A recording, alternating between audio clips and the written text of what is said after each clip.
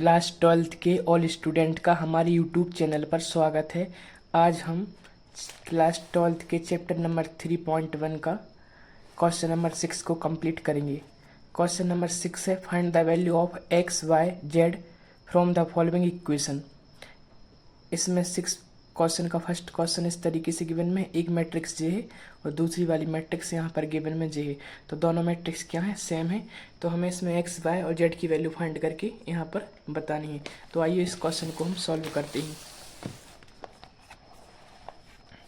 तो यहाँ पर क्या होगा, जब बी नो दैट हमें क्या मालूम है कि जब टू मैट्रिक्स सेम होती है तो उनके करस्पॉन्डिंग एलिमेंट क्या होते हैं, सेम होती हैं।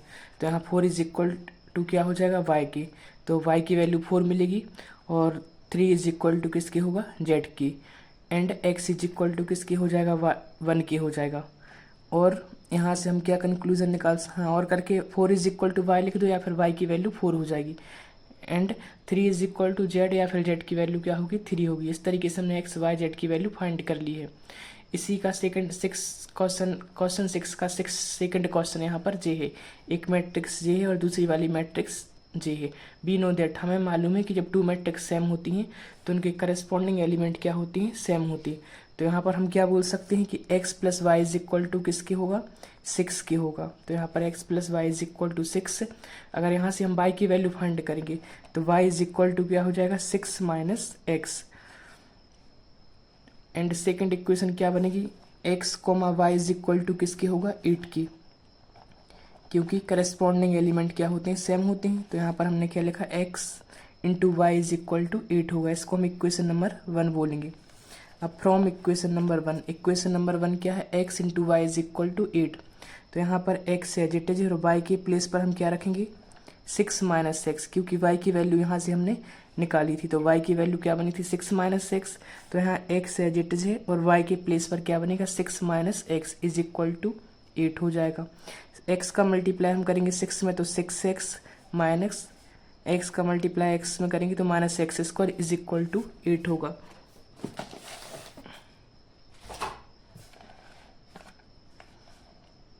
यहाँ पर माइनस एक्स स्क्वायर पहले लिखा हमने, फिर प्लस का 6x और प्लस का 8 था, इसको ट्रांसफर करेंगे तो minus 8 is equal to 0। Minus अगर इनमें से कॉमन निकालेंगे तो क्या बनेगा, एक्स स्क्वायर जी माइनस का 6x हो जाएगा और प्लस का 8 इज इक्वल टू 0। तो और करके हम क्या लिख सकते हैं कि x square minus 6x plus 8 is equal to 0, क्योंकि जो माइनस कुछ नहीं है, मतलब माइनस है, माइनस का मल्टीप्लाई में है, माइनस का 1 तो वो डिवाइड में जाके 0 ही बन जाएगा। तो जो हमारी इक्वेशन होगी वो क्या बनेगी, x square minus 6x plus 8 is equal to 0। इसके हम क्या करेंगे, फैक्टर करेंगे। तो यहाँ मल्टीप्लाई करने पर हमें 8 लाना है और प्लस माइनस करने पर 6 लाना है।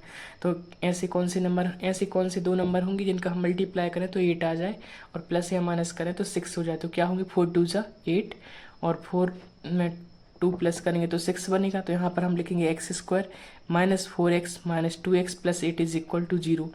इन दोनों में से क्या हम कॉमन लेंगे, x कॉमन लेंगे, तो यहाँ पर क्या बनेगा, x माइनस 4, और इन दोनों में से क्या कॉमन लेंगे, माइनस का 2 कॉमन लेंगे, तो यहाँ पर क्या बनेगा, x minus 4 is equal to 0।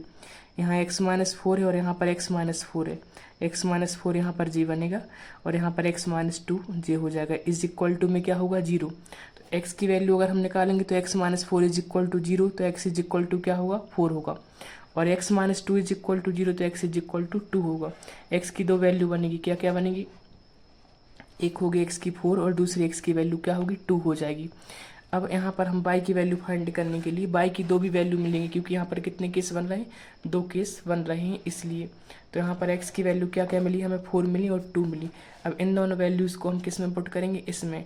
तो यहाँ y की वैल्यू हमें क्या, y is equal to 6 minus x था, तो यहाँ पे y is equal to 6 minus x के प्लेस पर 4 रखेंगे तो y की वैल्यू 2 बनेगी, and y is equal to 6 minus x, y is equal to 6 minus x है तो y इज इक्वल टू 6 और x के प्लेस पर अगर 2 रखेंगे तो y की वैल्यू क्या होगी, 4 होगी। तो x की वैल्यू भी यहाँ से हमें 2 मिलेंगी और y की वैल्यू भी क्या मिलेंगी, 2 मिलेंगी।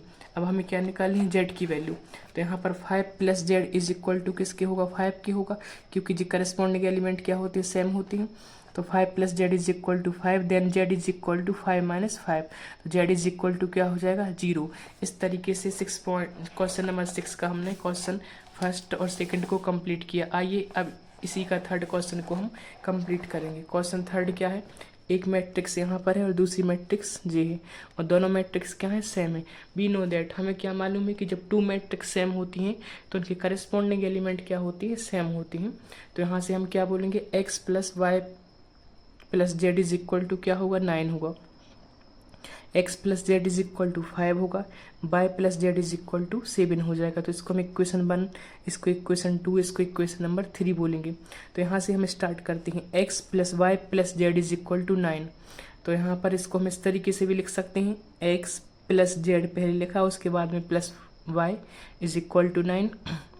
तो एक्स प्लस जेड की वैल्यू क्या है, इक्वेशन नंबर 2 से 5 है। तो इसके प्लेस पर हम क्या पुट करेंगे, 5 और प्लस का y है इज इक्वल टू में 9। Then y is equal to क्या होगा, 9 प्लस का 5 इस तरफ आके माइनस का 5 हो जाएगा। तो जो y की वैल्यू बनेगी वो क्या हो जाएगी, 4 हो जाएगी। अब y की वैल्यू हमें यहाँ पर क्या मिलेगी, 4 मिलेगी। अब फ्रॉम इक्वेशन नंबर 3 से हम देखेंगे, इक्वेशन नंबर 3 से y plus z is equal to किसके, 7 के है।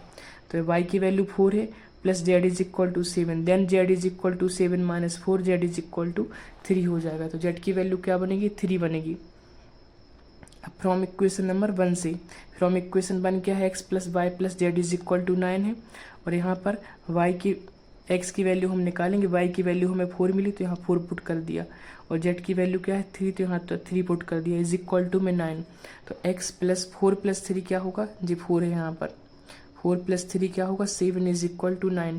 Then x is equal to 9 minus 7, तो x इज इक्वल टू क्या हो जाएगा, 2 हो जाएगा। x की वैल्यू 2 बनेगी, y की वैल्यू 4 बनेगी और z की वैल्यू 3 बनेगी। तो इस तरीके से इस वीडियो में हमने 6 का फर्स्ट, सेकंड, थर्ड तीनों क्वेश्चन को कंप्लीट किया है। Thank you. वीडियो को लाइक करें और चैनल को सब्सक्राइब करें जिससे आपको समय समय पर वीडियो मिलती रहें। हमें आपके सपोर्ट की बहुत ही ज़रूरत है। Thank you.